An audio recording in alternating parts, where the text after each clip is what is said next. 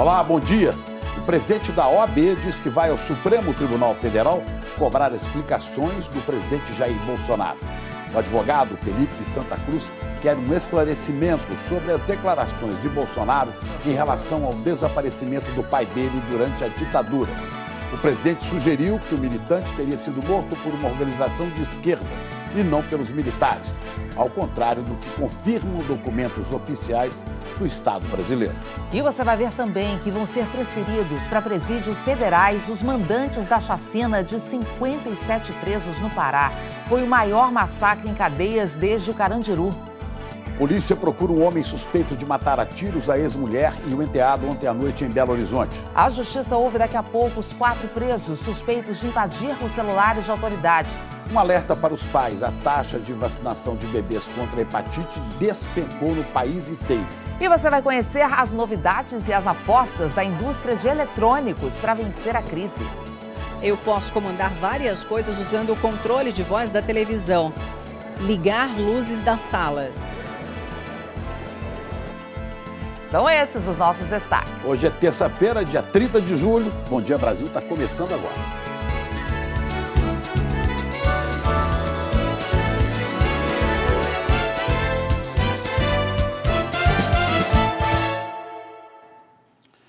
Vamos abrir essa edição do Bom Dia Brasil falando de uma vergonha nacional, o massacre no Centro de Recuperação Regional de Altamira, no Pará. Massacre que deixou 57 mortos ontem. É a pior chacina em presídios brasileiros desde o massacre do Carandiru. Presos envolvidos na rebelião estão sendo transferidos agora para Belém. Os 57 corpos já começaram a ser identificados. Ainda na noite de ontem, peritos de Belém e de Santarém, no oeste do estado, foram até Altamira para reforçar o trabalho de identificação, que contou também com a ajuda de parentes das vítimas. Uma parte das vítimas, inclusive, já foi identificada, mas não há como precisar o número, porque as famílias precisam confirmar a identidade.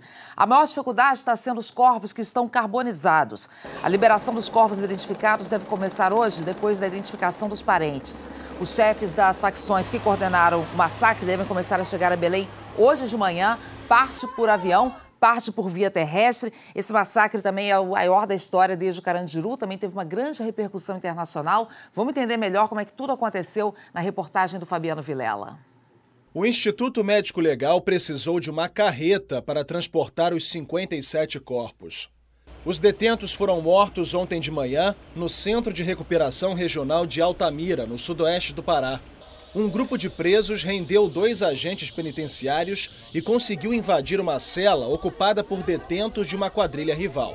Ao se defrontarem com 2 agentes nossos, eles os fizeram de refém, mas na sequência os liberaram.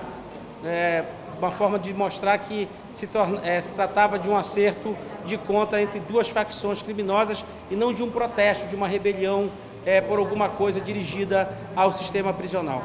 16 presos foram decapitados. Outros 41 morreram asfixiados, depois que os criminosos botaram fogo nas celas. O massacre durou 3 horas até que a polícia controlasse a situação.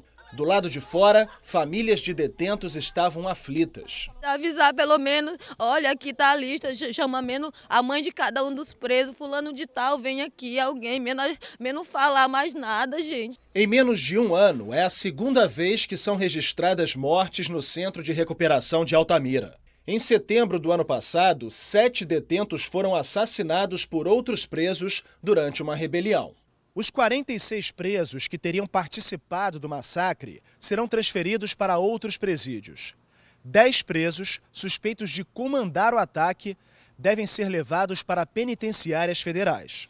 Eu falei com o ministro Sérgio Moro, acertamos de enviar para a Presídio Federal os líderes das facções, aqueles que deram causa e fizeram esta carnificina lamentável, e vamos prosseguir com o intuito de resgatar a nossa estrutura carcerária, que lamentavelmente ao longo do tempo hoje encontra-se em situação precária. Em uma rede social, o ministro Sérgio Moro declarou que os responsáveis pela barbárie deveriam ficar recolhidos para sempre em presídios federais. Moro disse também que o Ministério da Justiça está trabalhando para que fatos como o que ocorreu em Altamira não se repitam.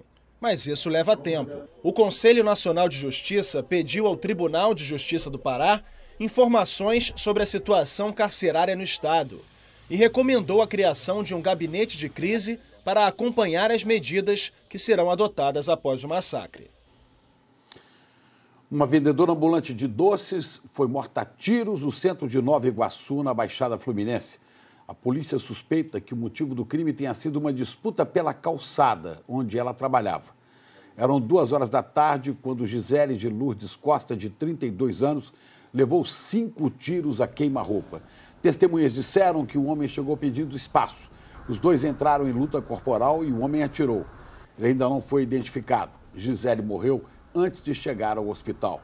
Ela deixa marido e 4 filhos, o mais novo de 1 ano e meio de idade. Em outra história absurda, em Minas, a polícia procura por um homem que matou a tiros a ex-mulher e o enteado. Esse crime aconteceu ontem à noite em Belo Horizonte. A Iana Coimbra está lá e acompanha as investigações de mais desse caso de feminicídio, né, Iana? Pois é, Ana, Chico, bom dia para vocês. A mãe e o filho, eles foram mortos quando eles tinham acabado de sair da academia, estavam chegando em casa aqui no bairro Ipiranga, na região nordeste de Belo Horizonte, e as câmeras de segurança, elas registraram o crime. As imagens mostram o ex-companheiro da vítima, Paulo Henrique da Rocha, de 32 anos, mexendo no porta-malas do carro. Segundo a polícia, ele estava separado de Tereza Cristina Pérez, de 44 anos, desde o início do ano, mas ele não aceitava aí o fim do relacionamento. Ele parece, então, pegar alguma coisa. 2 minutos depois, ele volta ao carro. A mulher, que era agente de saúde, está perto dele. Aí ela cai ao lado do carro e ele atira outras vezes. Depois, o homem arranca e foge, deixando a mulher caída no chão. As imagens não mostram, mas o filho dela, Gabriel Pérez, de 22 anos, também foi baleado e morreu. De acordo com a polícia, a Tereza ela já tinha 7 medidas protetivas contra o ex-marido e ela era acompanhada pela equipe de violência doméstica da Polícia Militar. Ainda não há informações sobre o paradeiro do homem. Ana, Chico. Tristeza essa história, Ana. E olha, teve mais. No Paraná, a polícia também procura um suspeito de feminicídio. Jailson Macedo é suspeito de atirar na ex-mulher e também na mãe e na irmã dela, na cidade de Tunas, do Paraná. Esse crime foi também na noite de ontem. A ex-mulher morreu na hora e as outras 2 vítimas estão internadas. O suspeito fugiu no carro da mãe da ex-mulher e ele já tinha um histórico de violência doméstica. Horas depois do crime, um carro da empresa de Jailson foi encontrado incendiado. A polícia investiga se foi uma retaliação aos crimes. E a polícia decidiu não indiciar o jogador Neymar por estupro e agressão e encerrou o inquérito que investigou as acusações que foram feitas pela modelo Nájila de Souza. Vamos falar com o Guilherme Pimentel em São Paulo, porque agora é o Ministério Público que tem que se manifestar sobre esse caso, né, Guilherme? Bom dia. Oi, Chico. Bom dia, Ana. É isso mesmo. O Ministério Público tem 15 dias para oferecer denúncia, pedir o arquivamento do caso ou sugerir novas diligências. O relatório final do inquérito foi concluído pela delegada Juliana Bussacos, da Delegacia de Defesa da Mulher, e nós apuramos que o Neymar não foi indiciado por nenhum crime. A polícia abriu inquérito contra o atacante no dia 31 de maio. Neste mesmo dia, a modelo Nájila Trindade Mendes de Souza disse que foi a Paris a convite do jogador e que lá, segundo ela, eles teriam tido uma relação sexual sem o consentimento dela. A Nájila acusou o Neymar de estupro e agressão. Depois disso, prestou depoimento mais 2 vezes, trocou 3 vezes de advogado e afirmou que a prova principal do crime, que seria um vídeo de cerca de 6 minutos, estaria um tablet, que esse tablet foi furtado do apartamento dela. Em seu único depoimento, o Neymar negou ter feito sexo sem consentimento, mas confirmou que deu tapas nela, mas que isso teria acontecido a pedido da Nájila. O inquérito foi encaminhado à vara de violência doméstica aqui em São Paulo e daqui a pouco, às 11 horas da manhã, está marcada uma entrevista coletiva com a delegada que conduziu o inquérito e outros representantes da polícia, Ana e Chico. Ok, Guilherme, obrigada pelas informações. E uma operação do Ministério Público do Rio e da Polícia Civil prendeu agora de manhã 5 pessoas suspeitas de fraudar licitações de serviços voltados para idosos e para crianças. Muita crueldade, né? Os contratos investigados eram para atendimento oftalmológico e para fornecimento de óculos e somam 66 milhões de reais. O Guilherme Peixoto acompanha. Guilherme, bom dia. A polícia está onde agora? Oi, Ana. Oi, Chico. Bom dia para vocês e uma boa terça-feira para todo mundo. Nesse momento, os policiais civis estão vasculhando 4 andares desse prédio que fica no centro do Rio. É onde funciona a Fundação Leão 13, que fechou esses contratos. É uma instituição do governo do estado responsável por cuidar de pessoas pobres. Os agentes chegaram aqui bem cedinho no comecinho da manhã e estão atrás de documentos para ajudar nessa investigação. 4 empresas estão no alvo da Operação Catarata. Segundo o Ministério Público, elas simulavam concorrência em licitações. Apesar de terem nomes diferentes, faziam parte de um mesmo grupo. 3 delas têm, inclusive, o mesmo endereço. Um dos contratos, no valor de 28 milhões de reais, determinava a entrega de, em média, 380 óculos de grau por dia e a realização de 380 consultas por dia. O Ministério Público vai investigar se o contrato foi cumprido. Os presos vão responder por organização criminosa, falsidade ideológica, também por peculato, que é desvio de dinheiro público, apropriação de dinheiro público e fraude em licitação. Portanto, já são 5 os presos até agora, mas esse número certamente ainda deve aumentar ao longo da manhã. Ana e Chico. Muito obrigado, Guilherme.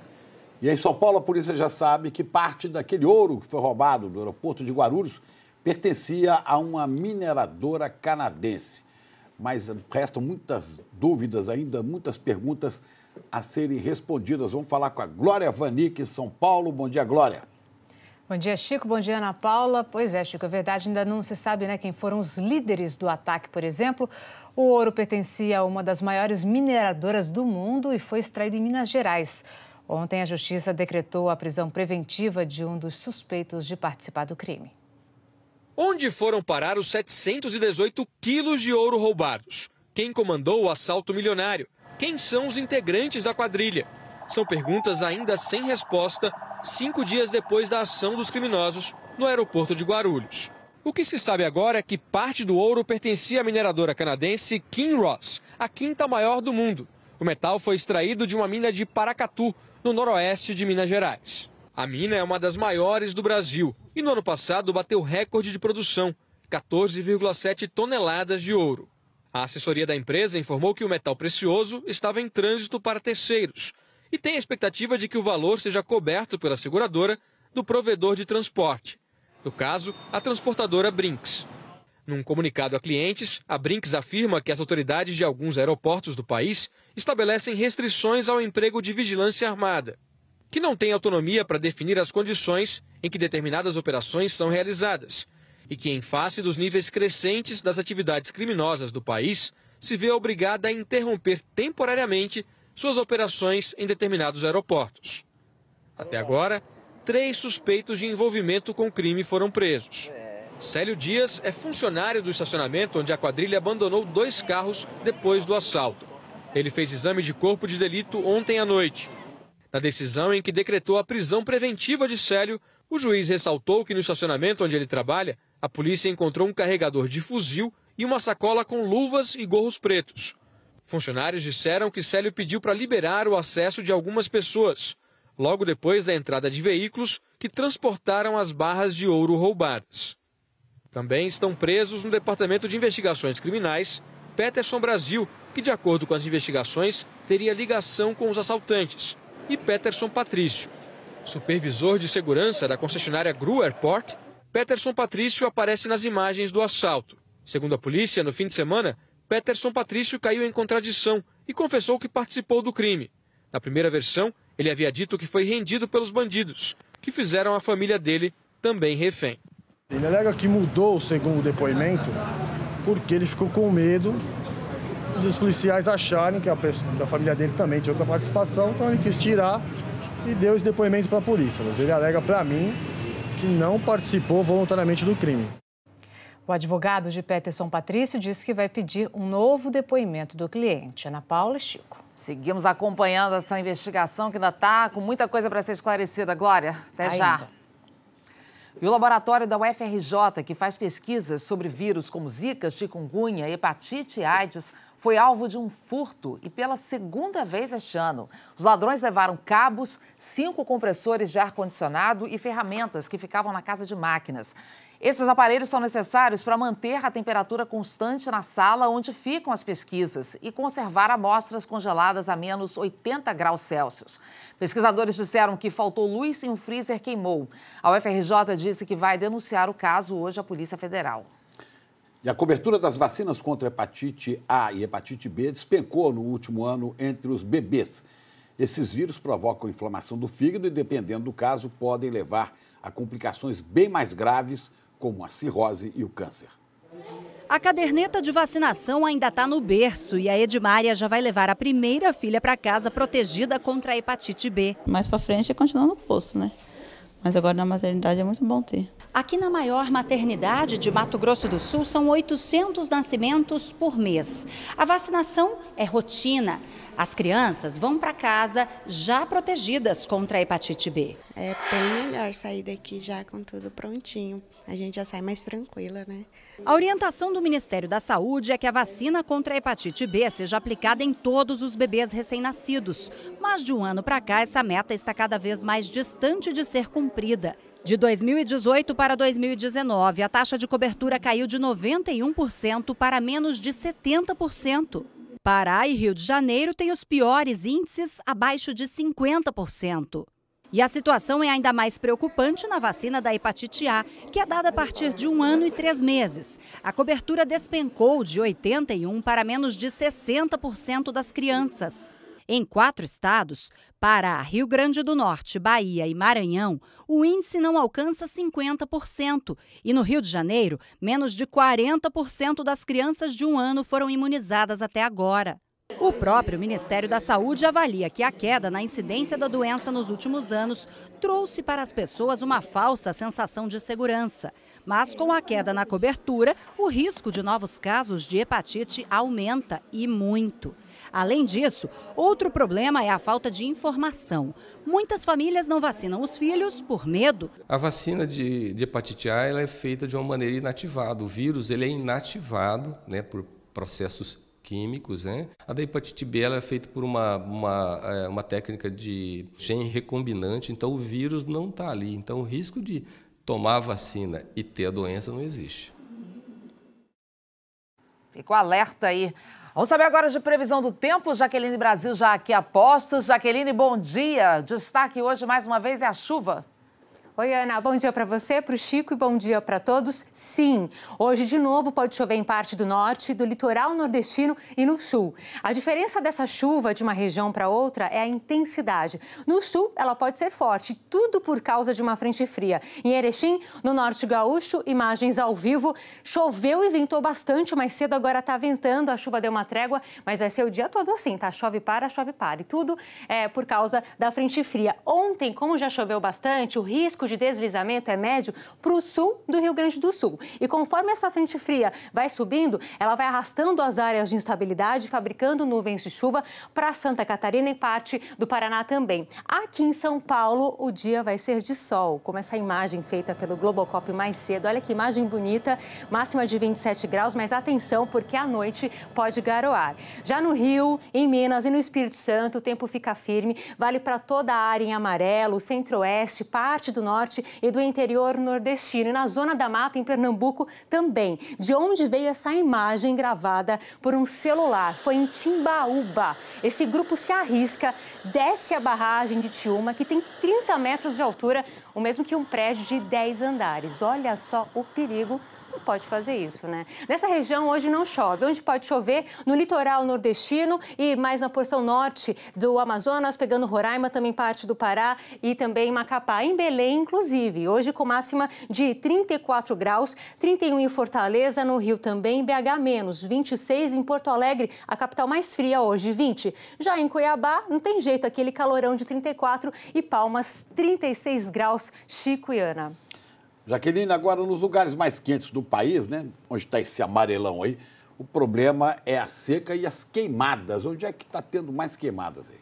Olha, na região central do país, Chico, não tem jeito. O ar seco e quente, ele contribui mesmo, né, para o aumento do número de queimadas. É o caso de Mato Grosso. Vamos aí, imagens ao vivo para Cuiabá, onde não chove há quase 3 meses. Hoje vai ser mais um dia seco, com risco alto para queimadas, valendo para toda essa área aqui em vermelho do nosso mapa. Mato Grosso é o estado que mais registra focos de queimadas até agora nesse ano. Depois vem Roraima e em terceiro, Tocantins. E só mais uma informação, vale para você que está no sul do país. Amanhã o tempo fica firme, mas esfria, com risco de geada, tanto para a Serra Catarinense quanto para a Serra Gaúcha. Mas ainda não é aquela onda de frio que eu falei para vocês, não. Vem a partir de quinta e sexta-feira e eu conto tudo, viu, para vocês. Chico e Ana. Vamos esperar por ela, Jaqueline, obrigado.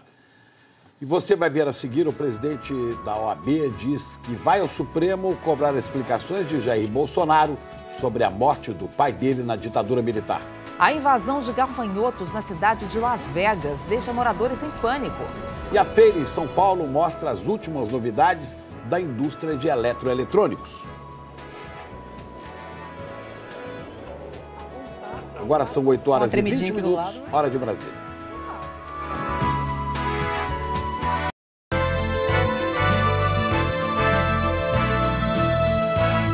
Estamos de volta. Mesmo em tempos de economia desaquecida, como a gente sabe, o setor de eletroeletrônicos vem registrando aumento de vendas neste ano, com destaque para itens como fogão e geladeira. Mas tem também umas novidades aí para animar os consumidores, né, Glória? Mostra tudo. É isso, Ana Paula e Chico, a tecnologia é a grande aposta do setor para conquistar os consumidores. Em São Paulo, uma feira traz as novidades dos eletroeletrônicos que incluem um fone que não vai no ouvido e até máscara que promete ajudar a quem ronca. A churrasqueira do futuro é de papelão e o carvão feito de casca de bambu. Esquenta sem chama, tudo biodegradável. Já pensou?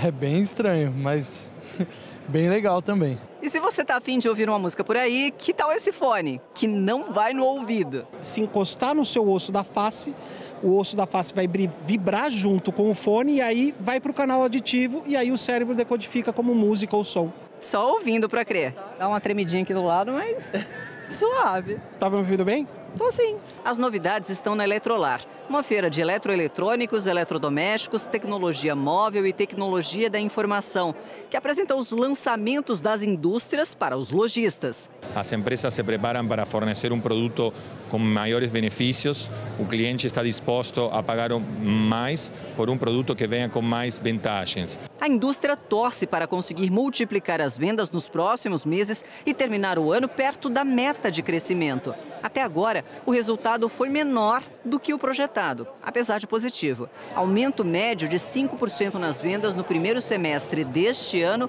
comparando com o igual período do ano passado. A linha branca, fogão, geladeira, vendeu mais, 13% acima do que nos primeiros 6 meses de 2018. Os portáteis, alta de 10%. A gente acredita que o segundo semestre vai ser extremamente positivo para a economia e o nosso setor ele reflete o aquecimento ou desaquecimento da economia. A casa conectada é a principal aposta da indústria. E os equipamentos que vão permitir isso são os mais vistos nessa feira. Nessa sala onde eu estou, eu posso comandar várias coisas usando o controle de voz da televisão. Vamos testar então. Abrir Globoplay. Ligar luzes da sala. Falando pelo controle da TV, também é possível abrir ou fechar as cortinas. E não se preocupe em mudar a instalação elétrica para ter conectividade. As lâmpadas já vêm com Wi-Fi interno, é só colocar no bocal. Se o liquidificador é analógico, a tomada Smart funciona como adaptador. Não precisa trocar a de casa, ela encaixa. Assim, a cozinha dos dias de hoje vira cozinha high-tech. Ele vai comprar esse equipamento de automação, instalar ele mesmo, não precisa de chamar ninguém, ele mesmo consegue fazer o processo. As novidades estão aí e a indústria quer o cliente descansado para comprar. A garantia de sono tranquilo pode estar na máscara de dormir, feita sob medida para os que roncam. O sensor percebe esse ronco e vibra. Segundo o representante, isso ajuda a abrir as narinas, melhorando a respiração. Não é tratamento, apenas um alívio para o barulho. Você usa essa máscara para dormir? Uso. Você sente que dorme melhor? Dorme perfeito. Tá aí, então, claro que a tecnologia é bem-vinda, né? O equipamento pode ajudar, mas quem sofre com ronco, com insônia, tem sempre que procurar um especialista. Mas já imaginou, Chico, Ana Paula, senta ali na frente da televisão, ligar a televisão, aí fazer pipoca, trazer a pipoca, agora dormir. Aí é que a gente não levanta mesmo do sofá nunca, né, Glória? A vida no sofá. Agora o ronco que incomoda não é quem está roncando, é quem está junto, né? Que sofre. Alô, Glória. A cidade de Las Vegas parece ter virado palco de uma praga bíblica. Olha só, a cidade americana famosa pelos hotéis e cassinos foi invadida por nuvens de gafanhotos. São milhares, tornando quase impossível sair à rua. Especialistas explicam que eles foram atraídos pela luz ultravioleta que é tão presente na capital dos jogos. Essa invasão fora do comum foi provocada por um inverno e uma primavera mais úmidos do que o normal e pode durar semanas. Ainda assim, eles garantem que esses gafanhotos são inofensivos e estão apenas migrando para o norte. O Brasil nunca liberou o uso de tantos agrotóxicos quanto neste ano. Já são mais de 2.000 registrados no país. Por outro lado, está aumentando o uso de métodos naturais de controle de pragas. Mas esses métodos naturais correspondem a apenas 1% do mercado brasileiro. As aparências enganam. À primeira vista, parece um agricultor pulverizando agrotóxico na lavoura. Todos os equipamentos de segurança que ele está usando são no máximo para livrá-lo de uma alergia de pele, porque o princípio ativo daquele produto foi extraído do próprio solo. É uma bactéria que, uma vez pulverizada na lavoura, permite que qualquer larva de inseto que se aproxime e se alimente, por exemplo, aqui dessas hortaliças, tenha o seu aparelho digestivo colapsado. Isso leva no máximo 2 dias. Esse produto não tem nenhuma química, é 100% biológico. O controle biológico de pragas utiliza os inimigos naturais dos predadores para manter a plantação em equilíbrio. Existem vantagens ambientais, isso passa, por exemplo, para a não persistência de moléculas no solo e no lençol freático e também para o consumidor final, uma vez que esses produtos não deixam resíduos nos alimentos e eles podem ser comidos 1 ou 2 dias após essas aplicações. Bactérias, fungos e vírus são usados no arsenal biológico, que inclui também aranhas e insetos. Soltou esse bichinho na lavoura, protege de pulgões. De pulgões. Essa é uma vespa. As vespas que parasitam, elas são liberadas na cana-de-açúcar e hoje é o maior programa de controle biológico do mundo. Essa plantação de cana em Araçatuba, interior de São Paulo, adotou o controle biológico com vespas em 2017. Os drones lançam os ovos na lavoura. São poucas horas até a eclosão. É quando aparecem as vespas, que combatem as pragas, no caso, as mariposas. As vespas hoje protegem uma área de 5 milhões de hectares de canaviais. A curto prazo, a gente teve o benefício econômico, tá, que ele é mais vantajoso o biológico comparado com o agroquímico. Em segundo ponto, a vantagem da praticidade. Você não precisa deslocar um implemento, você não precisa perder tempo de outra operação para poder fazer o controle. O controle biológico de pragas movimenta pouco mais de 1% do mercado brasileiro, algo em torno de 460 milhões de reais por ano, bem menos que os 34 bilhões que o setor de agrotóxicos fatura. Mas o interesse pelo método natural vem aumentando, cresceu 77% no ano passado. Nós estamos trabalhando como associação nessa transferência do conhecimento de diferentes tecnologias de controle biológico, diferentes agentes biológicos em campo, para que o controle biológico tenha uma maior adoção nessas culturas que nós estamos falando. Existem hoje no país 70 indústrias de produtos biológicos e bioinseticidas. A sociedade, os consumidores podem também ter uma participação nisso, né? Exigindo que esses alimentos sejam livres de resíduos e se preocupando da forma como esses alimentos são produzidos. E você vai ver daqui a pouco, depois do intervalo, o Ministério Público Federal prorroga por mais 90 dias as investigações sobre a invasão de hackers aos celulares de autoridades. E o presidente da OAB vai cobrar no Supremo que Jair Bolsonaro explique as declarações sobre o desaparecimento do pai dele durante a ditadura. A gente volta já? Agora, 8h31, horário de Brasília.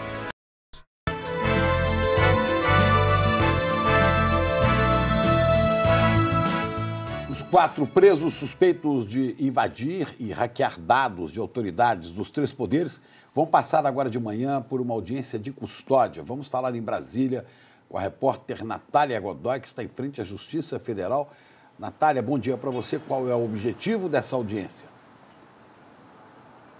Oi, Chico. Oi, Ana. Bom dia para vocês. Bom dia a todos. Essa audiência de custódia é para confirmar se há requisitos legais para que esses 4 suspeitos continuem presos. A prisão temporária deles vence na quinta-feira ou então se eles vão ser soltos e vão responder em liberdade. Essa sessão acontece em uma sala fechada aqui na Justiça Federal em Brasília. Quem vai conduzir é o juiz da 10ª Vara Federal e essa sessão começa às 10 horas da manhã e vai acontecer em sigilo.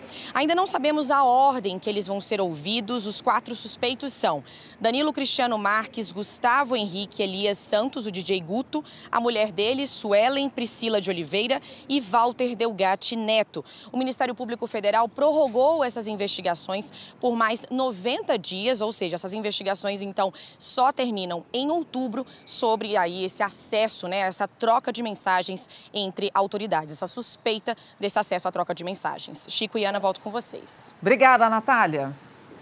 E o presidente da OAB diz que vai ao Supremo Tribunal Federal cobrar explicações do presidente Bolsonaro sobre as circunstâncias da morte do pai dele durante a ditadura militar. Ontem, Bolsonaro negou que o pai de Felipe Santa Cruz tenha sido morto por militares, contrariando documentos oficiais do próprio governo, inclusive. Juliana Morrone, lá de Brasília, tem os detalhes de toda essa história. Bom dia, Juliana.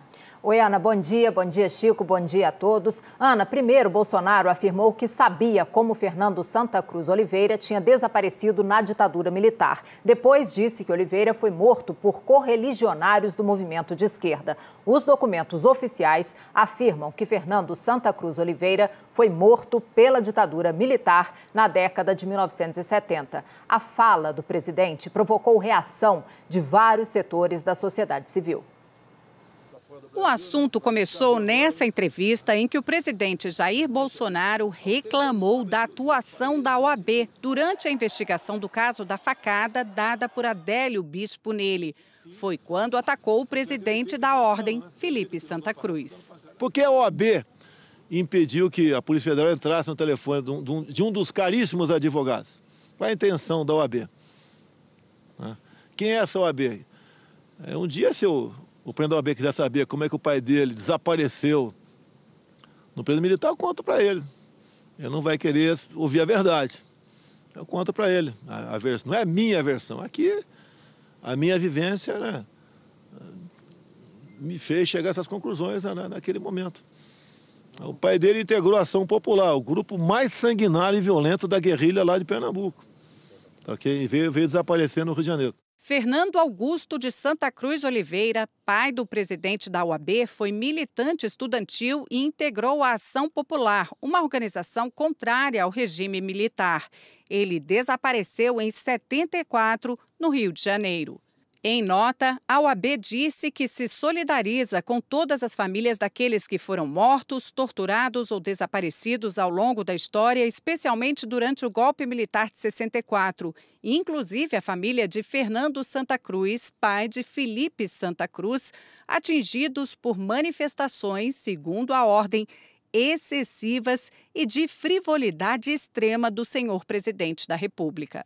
O presidente da OAB, Felipe Santa Cruz, disse que é de se estranhar tal comportamento em um homem que se diz cristão e que, lamentavelmente, temos um presidente que trata a perda de um pai como se fosse assunto corriqueiro e debocha do assassinato de um jovem aos 26 anos. Afirmou ainda que o que realmente incomoda Bolsonaro é a defesa que a OAB faz da advocacia, dos direitos humanos, do meio ambiente, das minorias e de outros temas da cidadania que ele insiste em atacar. À tarde, Bolsonaro, enquanto cortava o cabelo, voltou a falar sobre o assunto num vídeo publicado numa rede social. Ele disse que não foram os militares, e sim a organização Ação Popular do Rio que teria sido responsável pelo desaparecimento de Fernando Santa Cruz, que era do grupo de Recife. De onde eu obtive as informações? Com quem eu conversei na época, horas boas, tá? Conversava com muita gente, estive na fronteira, tá? Conversava. E o pessoal da AP do Rio de Janeiro Primeiro, ficaram estupefatos, né? Como é que pode esse cara vir do Recife se encontrar conosco aqui? O contato não seria com ele, seria com a cúpula da Ação Popular de Recife. E eles resolveram sumir o pai do Santa Cruz. Essa é a informação que eu tive na época sobre esse episódio. Porque qual é a tendência? Se eles sabem, nós não podemos ser descobertos. Existia essa guerra naquele momento. Isso que aconteceu. Não foram os militares que mataram, não, tá? É muito fácil culpar os militares por tudo que acontece. Na semana passada, a pedido da família, a Comissão Especial de Mortos e Desaparecidos Políticos expediu o atestado de óbito de Fernando Santa Cruz Oliveira.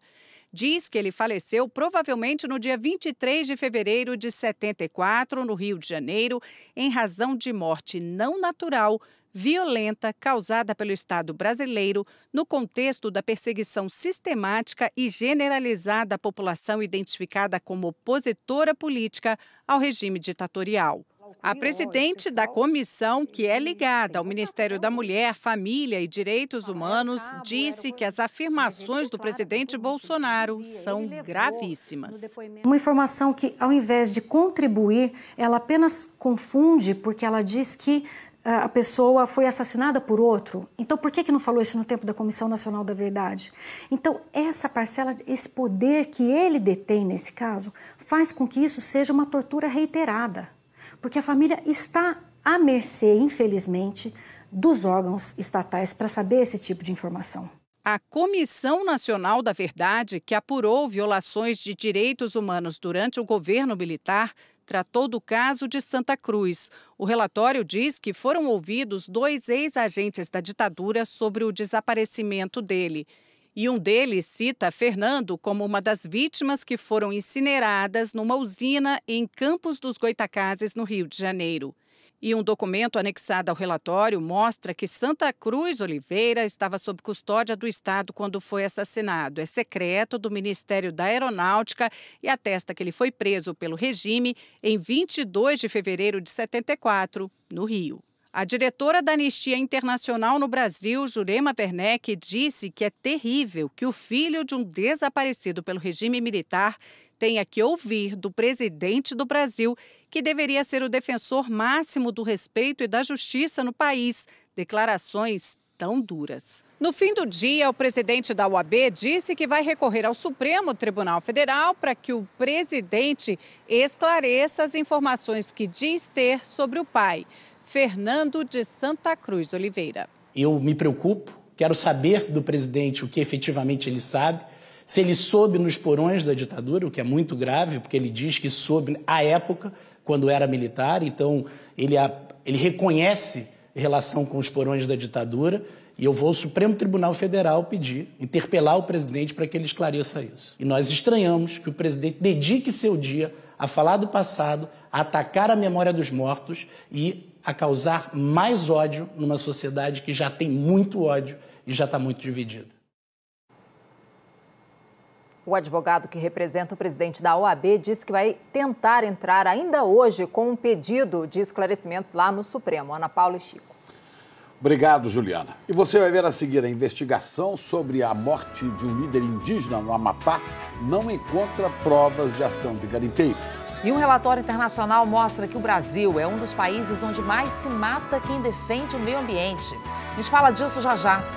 8h43 agora, horário de Brasília.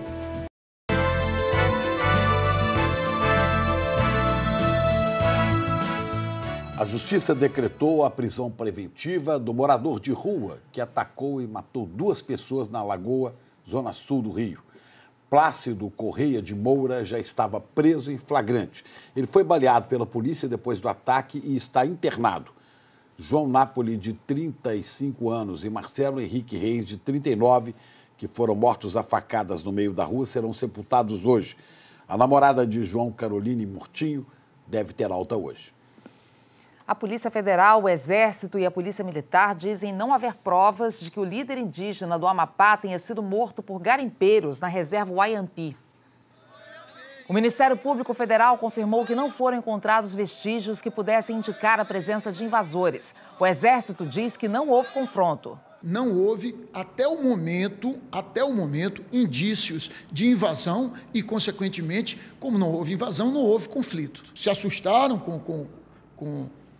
ao encontrar um indígena morto, e é possível que já aconteceu isso nas terras, né, de invasões, então é lícito que o primeiro pensamento seja que foi uma invasão, que foi um garimpeiro.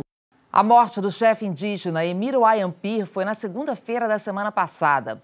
O Conselho das Aldeias Wayampi reafirma que o líder foi morto de forma violenta por desconhecidos armados. O corpo de Emira não passou por exames porque já foi enterrado. A chefe da ONU para Direitos Humanos, Michelle Bachelet, condenou a morte do índio Wayampi e pediu ao governo brasileiro que reconsidere a proposta de abrir mais áreas da Amazônia para mineração. E um relatório divulgado hoje revelou que no ano passado, mais da metade dos assassinatos de defensores ambientais no mundo aconteceu aqui na América Latina. Vamos falar com a Marina Isidro, porque o Brasil foi destaque nesse documento, né, Marina? Você está falando de Londres, bom dia. Exatamente. Bom dia, Chico, Ana, e para todos. O Brasil aparece como um dos países onde mais se mata quem defende o meio ambiente. Segundo o relatório da Global Witness, com sede aqui em Londres, foram mais de 3 ativistas assassinados por semana em todo o mundo. O número absoluto até caiu de 2017 para 2018, 201 contra 164, mas a situação ainda é grave. O Brasil, que chegou a liderar esse ranking, no ano passado ficou em 4º lugar, atrás de Filipinas, Índia e Colômbia. Mas os dados de 2019 mostram que a situação voltou a piorar no mundo. O relatório identificou pela primeira vez o abuso de leis e políticas para intimidar defensores, famílias e comunidades que protegem o meio ambiente e indicou que os indígenas são os mais atacados. O documento conclui que quem defende o meio ambiente costuma responder criminalmente, enquanto quem rouba terras, destrói a natureza e assassina pessoas geralmente escapa da punição. A preocupação com o meio ambiente foi um dos principais motivos para o governo de Portugal criar um novo tipo de aula. Agora, todas as crianças vão ter que aprender a pedalar. O projeto já começou em algumas escolas. Chamo Cristiana, tenho 8 anos, sei andar mais ou menos de bicicleta. A pequena Cristiana é uma das primeiras alunas de um novo projeto que acaba de ser aprovado pelo governo de Portugal. O ensino obrigatório de aulas de bicicleta para todas as crianças, desde o ensino básico. A medida é uma das mais de 50 previstas na Estratégia Nacional para a Mobilidade Ativa e vai entrar em vigor já no próximo ano letivo. A bicicleta faz emissões zero, ocupa muito pouco espaço das nossas cidades, resolve o problema de congestionamento. Portanto, quando tivermos muito mais iniciativas destas a acontecer, vamos ter uma cidade melhor. O processo de formação será durante as aulas de educação física, ao longo de vários níveis de escolaridade. As crianças mais novas só vão andar dentro das escolas. Quando forem mais velhas, vão passar a pedalar também em lugares públicos. Acho que é uma boa ideia, porque podemos conviver com os amigos andando na bicicleta na escola. Com mais crianças aprendendo a andar de bicicleta, o governo aqui de Portugal espera que em 10 anos haja 15 vezes mais ciclistas nas ruas de todo o país.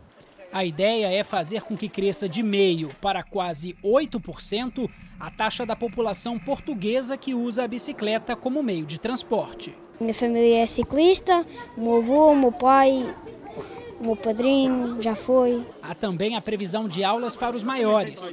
A expectativa é que o envolvimento dos adultos faça cair pela metade o número de acidentes com pedestres e ciclistas. Aquilo que vai mudar a realidade é ensinar as pessoas que podemos ser, à vez, condutores de um veículo automóvel, mas também ciclistas. E, portanto, ensinar a cultura da bicicleta, o comportamento, a cultura cívica de como tratar um ciclista quando vamos no nosso automóvel e vice-versa.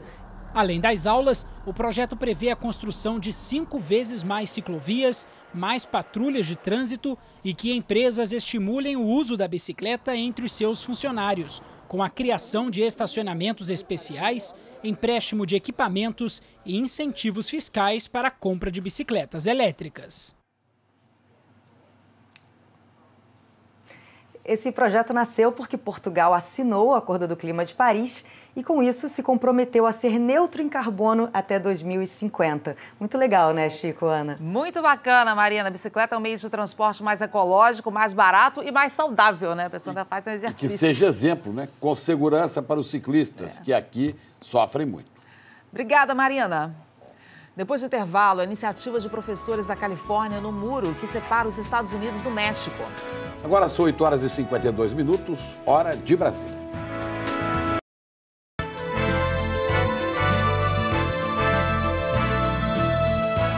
Estamos de volta com uma imagem dos Estados Unidos. 2 professores da Califórnia transformaram um dos lugares mais tensos do país num parquinho de diversões. Olha aqui, os arquitetos projetaram uma gangorra no muro que separa a fronteira entre o México e os Estados Unidos. Essa ideia surgiu há 10 anos e foi inaugurada essa semana. A atração foi instalada no estado do Novo México e tem ficado lotada. Os artistas disseram que o objetivo é lembrar que crianças e adultos de ambas as partes estão ligados de muitas maneiras e que qualquer ação de um lado tem consequência direta no outro. E vamos agora com o Pan-Americano de Lima. O Brasil encerrou a noite de ontem com uma dobradinha inédita no individual geral da ginástica artística. Pela primeira vez na história, 2 medalhas na prova. Ouro com Caio Souza e prata com Arthur Nori. Eu saí do Brasil, eu falei pro pessoal, eu vou fazer história nesse Pan. E eu consegui, cara. A gente conseguiu. Não 1, 2 medalhas. No feminino, Flávia Saraiva foi bronze no individual geral. Na canoagem, Isaquias Queiroz conquistou o ouro no C1000. Cada resultado que vem eu fico muito feliz porque meu nome vai ser sempre lembrado no esporte brasileiro. Também na canoagem, 2 medalhas de bronze, Wagner Souta no K1000 e Ana Paula Vergutz no K1500. O Brasil foi ouro no revezamento misto do triatlo, com Luísa Batista, Vitória Lopes, Manuel Messias e Cauê Willi. No hipismo, o Brasil levou bronze por adestramento por equipe. No taekwondo, 4 medalhas. Maicon Andrade e Rayane Fidelis foram bronze. Ícaro Martins ficou com a prata e Milena Titonelli ganhou medalha de ouro. O Brasil ultrapassou a Colômbia no quadro de medalhas e agora aparece no 3º lugar com 8 de ouro, 6 de prata e 13 de bronze. 27 pódios no total. Antes de encerrar, uma última informação. O governo do Pará informou que terminou agora há pouco o trabalho de identificação dos 57 presos mortos no massacre em Altamira e vai divulgar uma lista, então, com os nomes dos presos que foram mortos no massacre. Vamos encerrando o Bom Dia Brasil dessa terça-feira. Até amanhã, gente. Olha, Ana e Chico, uma pessoa morreu num acidente grave na madrugada numa rodovia que liga a cidade de Jundiaí e Itu, isso no interior aqui do estado de São Paulo. 7 veículos, entre eles 3 carretas, se envolveram na batida na rodovia Dom Gabriel Paulino Bueno Couto. 8 pessoas ficaram feridas e uma morte foi confirmada. Uma faixa da estrada ainda está interditada, como a gente consegue ver nas imagens, e o trânsito está bem complicado ali no local. Eu me despeço por aqui. Um bom dia para vocês e até amanhã.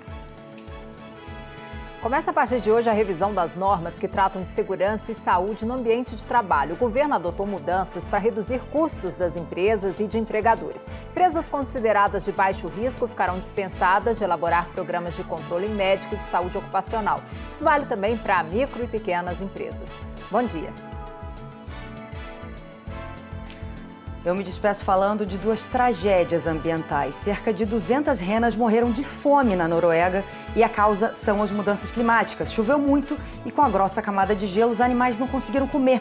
E uma ilha perto da Nova Zelândia está coberta de lixo. As correntes marítimas fazem a Ilha Henderson ter uma das maiores concentrações de plástico do planeta. São alertas da natureza. A gente precisa reciclar mais e produzir menos lixo. Bom dia para todo mundo. Temos muito que aprender. A gente aprende também com Ana Maria, e mais você que está vindo aí, né, Ana? Bom dia. Bom dia a todos. E falando em lixo aí, hoje aqui exatamente a gente vai falar sobre o lixo que a gente produz todos os dias e que tem feito aí, como vimos agora, tanto mal para o nosso planeta, né? E aí existe uma nova modalidade, né? Que tal se você pudesse chamar por aplicativo de celular o catador de lixo mais próximo da onde você mora para recolher o seu lixo reciclável aí na sua casa. Isso já é possível e a gente vai mostrar aqui no Brasil. E a gente vai falar também sobre a fruta do momento. é a queridinha do momento, que é o coco. A todo momento surgem novos derivados, novas receitas, novas formas de usar esse fruto tão brasileiro que a gente tanto ama. É daqui a pouco. É, óleo de coco, é tudo, né, Ana Maria? Então estamos de olho no Mais Você e amanhã a gente volta aqui no Bom Dia Brasil. Até lá. A gente encerra com agradecimento à sua audiência em Curvelo, a porta do sertão em Minas Gerais, fazendo 144 anos hoje. Um bom dia para você.